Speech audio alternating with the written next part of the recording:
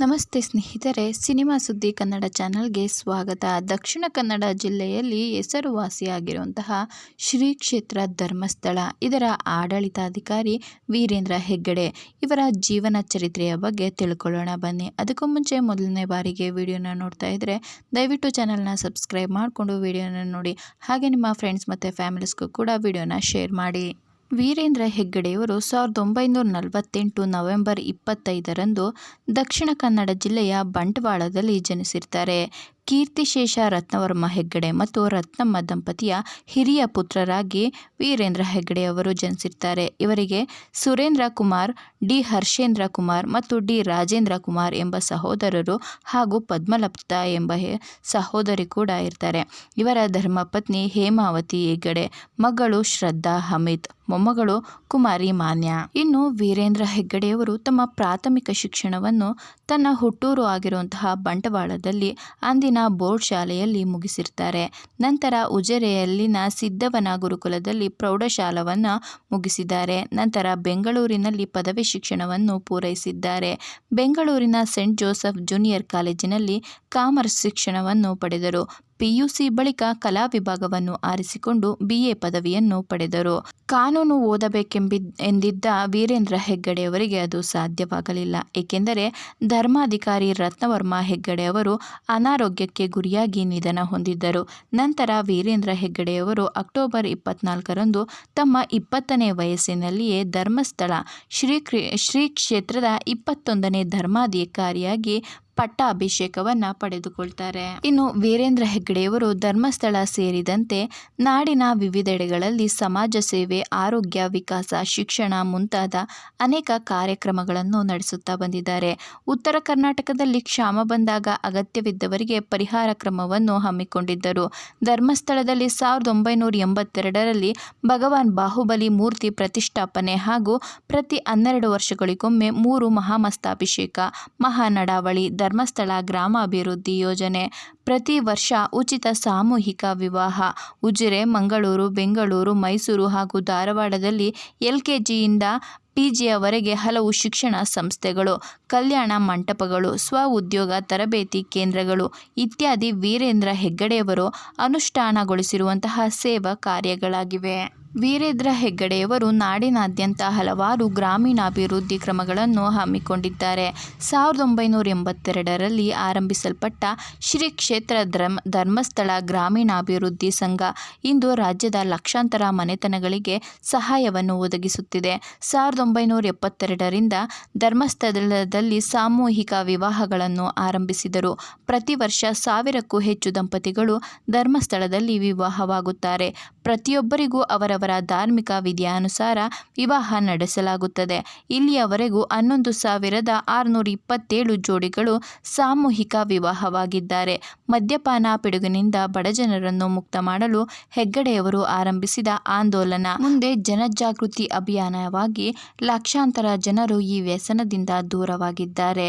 ಮತ್ತು ವೀರೇಂದ್ರ ಹೆಗ್ಗಡೆಯವರು ಪಡೆದಿರುವಂತಹ ಪ್ರಶಸ್ತಿ ಗೌರವಗಳ ಬಗ್ಗೆ ನೋಡುವುದಾದರೆ 1993ರಲ್ಲಿ ರಾಷ್ಟ್ರಪತಿ ರಾಜ ದಯಾಳ್ ಶರ್ಮಾ ಅವರಿಂದ ರಾಷ್ಟ್ರಶ್ರೀ ಗೌರವ, 1994ರಲ್ಲಿ ಮಂಗಳೂರು ವಿವಿಯಿಂದ ಗೌರವ ಡಾಕ್ಟರೇಟ್, 2000ರಲ್ಲಿ ಪದ್ಮವಿಭೂಷಣ ಗೌರವ, 2005ರಲ್ಲಿ ಇಂಗ್ಲೆಂಡ್ ಗ್ಲಾಸ್ಗೋ ವಿವಿ ಗೌರವ ಫೆಲೋಶಿಪ್, 2009ರಲ್ಲಿ ಕರ್ನಾಟಕ ರತ್ನ ಗೌರವ, 2015ರಲ್ಲಿ ಪದ್ಮಭೂಷಣ ಗೌರವ ಹಾಗೂ ಖಾಸಗಿ ವಾಹಿನಿಯ ಆಗಿರುವಂತಹ ಜೀ ಕನ್ನಡದಲ್ಲಿ ಹೆಮ್ಮೆಯ ಕನ್ನಡಿಗ ಪ್ರಶಸ್ತಿ ದೊರೆತಿದೆ. 2020-21ರಲ್ಲಿ ಏಷ್ಯಾದ ಗೌರವ ನಾಯಕ, ಶ್ರೇಷ್ಠ ನಾಯಕರು ಎಂಬ ಗೌರವ ಕೂಡ ದೊರಕಿದೆ. ಇನ್ನು ಇವರ ಕೆಲಸಗಳಿಗೆ ಬರುವುದಾದರೆ ಧರ್ಮಸ್ಥಳದಲ್ಲಿ ಅನ್ನಪೂರ್ಣ ಅಡುಗೆ ಮನೆಯನ್ನು ನಡೆಸುತ್ತಿದ್ದಾರೆ. ಇದು ಭಾರತದ ಅತಿದೊಡ್ಡ ಮತ್ತು ಹಳೆಯ ಕುಟುಂಬ ನಡೆಸುವ ಅಡುಗೆ ಮನೆಗಳಲ್ಲಿ ಒಂದಾಗಿದೆ. ಈ ಅಡುಗೆ ಮನೆಯು ಪ್ರತಿದಿನ ಸುಮಾರು 50 ಜನರಿಗೆ ಆಹಾರವನ್ನು ನೀಡುತ್ತದೆ. ಇದನ್ನು ನ್ಯಾಷನಲ್ ಜಿಯೋಗ್ರಫಿಕ್ TV ಕಾರ್ಯಕ್ರಮ ಮೆಗಾ ಕಿಚನ್ಸ್ನಲ್ಲಿ ಪ್ರದರ್ಶಿಸಲಾಗಿದೆ. ಇವರು ಉಜಿರೆಯ STM ಶೈಕ್ಷಣಿಕ ಸಂಘದ ಅಧ್ಯಕ್ಷರಾಗಿದ್ದಾರೆ. ಇದು ಪ್ರಾಥಮಿಕ ಶಾಲೆಯಿಂದ ಎಂಜಿನಿಯರಿಂಗ್, ವೈದ್ಯಕೀಯ, ಆಯುರ್ವೇದ ಮತ್ತು ನಿರ್ವಹಣಾ ಸಂಸ್ಥೆಗಳು ಹಾಗೂ ಆಸ್ಪತ್ರೆಗಳವರೆಗೆ ಶಿಕ್ಷಣ ಸಂಸ್ಥೆಗಳನ್ನು ನಿರ್ವಹಿಸುತ್ತದೆ. ಇನ್ನು ಅತಿ ಮುಖ್ಯವಾಗಿ ಧರ್ಮಸ್ಥಳ ಹಾಗೂ ವೀರೇಂದ್ರ ಹೆಗ್ಗಡೆಯವರ ಮೇಲಿನ ವಿವಾದಗಳು ಯಾವುದೆಂದರೆ ಸೌಜನ್ಯ ಕೊಲೆ ಪ್ರಕರಣ. 2012ರಲ್ಲಿ ಧರ್ಮಸ್ಥಳದಲ್ಲಿ 17 ವರ್ಷದ ವಿದ್ಯಾರ್ಥಿನಿ ಸೌಜನ್ಯಳ ಮೇಲೆ ಅತ್ಯಾಚಾರ ಮತ್ತು ಕೊಲೆ ನಡೆದಿದ್ದು ಪ್ರಕರಣ ಇನ್ನೂ ಬಗೆಹರಿಯದೆ ಉಳಿದಿದ್ದು, ಸಾಕ್ಷ್ಯಾಧಾರಗಳ ಕೊರತೆಯಿಂದ ಆರೋಪಿಗಳನ್ನು 2023ರಲ್ಲಿ ಖುಲಾಸೆಗೊಳಿಸಲಾಗಿದೆ. ಕಾರ್ಯಕರ್ತರು ಮತ್ತು ಬಲಿಪಶುವಿನ ಕುಟುಂಬವು ಹೆಗ್ಗಡೆ ಅವರೊಂದಿಗೆ ಸಂಪರ್ಕ ಹೊಂದಿರುವ ಪ್ರಭಾವಿ ವ್ಯಕ್ತಿಗಳು ನಿಜವಾದ ಅಪರಾಧಿಗಳನ್ನು ರಕ್ಷಿಸುತ್ತಿದ್ದಾರೆ ಎಂದು ಆರೋಪಿಸುತ್ತದೆ. ಹೆಚ್ಚುವರಿಯಾಗಿ ವರದಿಗಳು ಧರ್ಮಸ್ಥಳದಲ್ಲಿ 10 ವರ್ಷಗಳಲ್ಲಿ 2013ರಿಂದ ಸುಮಾರು 462 ಅಸ್ವಾಭಾವಿಕ ಸಾವುಗಳನ್ನು ಎತ್ತಿ ತೋರಿಸುತ್ತವೆ. ಇದು ವ್ಯವಸ್ಥಿತ ಸಮಸ್ಯೆಗಳನ್ನು ಮಾದರಿಯಾಗಿ ಸೂಚಿಸುತ್ತದೆ. ಇದಕ್ಕೆ ಪ್ರತಿಯಾಗಿ ಹೆಗ್ಗಡೆ ಅವರು ಧರ್ಮಸ್ಥಳದ ಪ್ರಗತಿಯನ್ನು ವಿರೋಧಿಸುವವರಿಂದಾಗಿ ಅದರ ಹೆಸರು ಹಾಳಾಗುತ್ತದೆ ಎಂದು ಹೇಳಿದ್ದಾರೆ ಮತ್ತು ಟೀಕೆಗಳನ್ನು ಎದುರಿಸುತ್ತಿದ್ದಾರೆ. ಸಮುದಾಯಕ್ಕೆ ಸೇವೆ ಸಲ್ಲಿಸುವ ತಮ್ಮ ಬದ್ಧತೆಯನ್ನು ಒತ್ತಿ ಹೇಳಿದ್ದಾರೆ.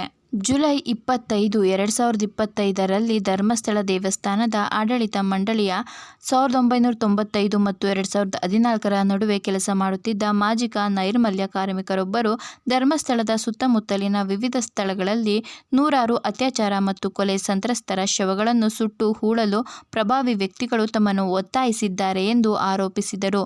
ಪೊಲೀಸರು ಭಾರತೀಯ ನ್ಯಾಯ ಸಂಹಿತೆ ಸೆಕ್ಷನ್ 2011A ಅಡಿಯಲ್ಲಿ ಪ್ರಕರಣ ದಾಖಲಿಸಿದ್ದಾರೆ ಮತ್ತು ಅವರ ಹೇಳಿಕೆಗಳನ್ನು ಪರಿಶೀಲಿಸಲು ಆಪಾದಿತ ಸಮಾಧಿ ಸ್ಥಳಗಳನ್ನು ಹೊರತೆಗೆಯಲು ನ್ಯಾಯಾಲಯದ ಅನುಮತಿಯನ್ನು ಕೋರಿದ್ದಾರೆ. ಧರ್ಮಸ್ಥಳದಲ್ಲಿ ರಹಸ್ಯ ಸಾಮೂಹಿಕ ಅಂತ್ಯಕ್ರಿಯೆಗಳನ್ನು ನಡೆಸಿದ್ದಾರೆ ಎಂಬ ಮಾಜಿ ನೈರ್ಮಲ್ಯ ಕಾರ್ಮಿಕ ಆರೋಪದ ತನಿಖೆಗಾಗಿ ಕರ್ನಾಟಕ ಸರ್ಕಾರವು ಜುಲೈ 19, 2025ರಂದು ಡಿಜಿಪಿ ಪ್ರಣಬ್ ಮೊಹಂತಿ ನೇತೃತ್ವದಲ್ಲಿ ವಿಶೇಷ ತನಿಖಾ ತಂಡವನ್ನು ರಚಿಸಲಾಗಿದೆ. ಇದಿಷ್ಟು ಧರ್ಮಸ್ಥಳದ ಆಡಳಿತ ಅಧಿಕಾರಿಯಾಗಿರುವಂತಹ ವೀರೇಂದ್ರ ಹೆಗ್ಗಡೆಯವರ ಜೀವನ ಚರಿತ್ರೆ ಹಾಗೂ ಧರ್ಮಸ್ಥಳ ಕ್ಷೇತ್ರದ ಕೆಲವು ವಿಚಾರಗಳು.